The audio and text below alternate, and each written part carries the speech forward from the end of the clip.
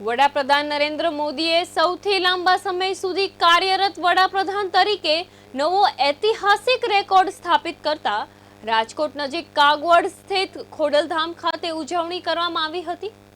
કૃષિ મંત્રી જીતુ વાઘાણીએ ખોડલધામમાં માતાજીના દર્શન કરી વિશેષ પૂજા અર્ચના અને આરતી કરી હતી। આ દરમિયાન તેમણે વડાપ્રધાનના દીર્ઘાયુષ્ય અને દેશના વિકાસ માટે પ્રાર્થના કરી હતી। કાર્યક્રમમાં મોટી સંખ્યામાં કાર્યકરો અને આગેવાનો ઉપસ્થિત રહ્યા હતા અને મોદીની સિદ્ધિને વિકાસ અને જનસેવાના પ્રતીક તરીકે વધાવી હતી। ઓકે જય માં ખોડલ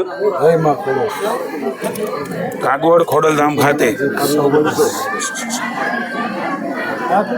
જેના ફાઉન્ડર જેમણે વિચાર મૂક્યો, ચેરમેન તરીકે જવાબદારી વહન કરી રહ્યા છે એવા નરેશભાઈ પટેલ માએ એમને વિચાર આપ્યો ને સમગ્ર લેવા પટેલ સમાજ અને અન્ય સમાજે આ વિચાર ઉપાડીને એક એવું ધામ,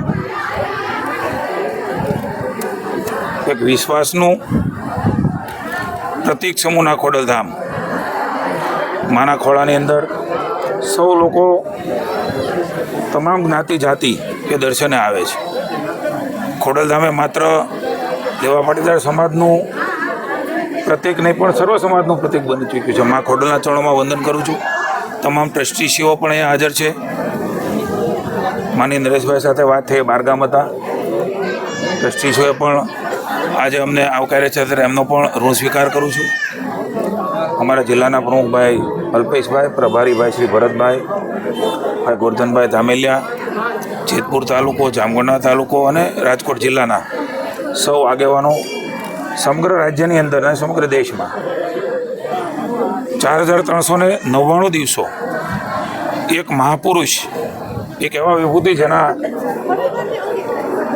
ખોડલધામમાં પણ માના દર્શન કરવા આવવાનું થયું છે એવા માનનીય વડાપ્રધાન નરેન્દ્રભાઈ મોદીને 4399 દિવસો એટલે કે સૌથી સર્વાધિક વડાપ્રધાન તરીકેની ટેન્યુઅર ચૂંટાયેલા વડાપ્રધાન તરીકેની એ આજના દિવસ માટે ગૌરવની વાત છે।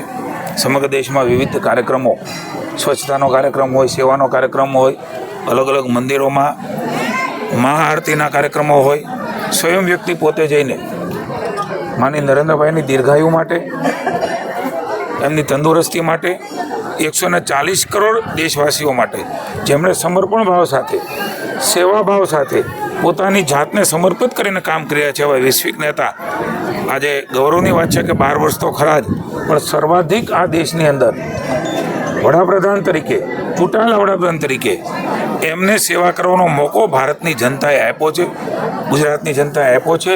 જનતા અવિરતપણે એમને આશીર્વાદ આપતી રહે, દેશની સેવા કરતા રહે, એ ભાવ સાથે આજે મહાઆરતીનો કાર્યક્રમ અહીંયા ખોડલધામ કાગવડ ખાતે રાખવામાં આવ્યો છે।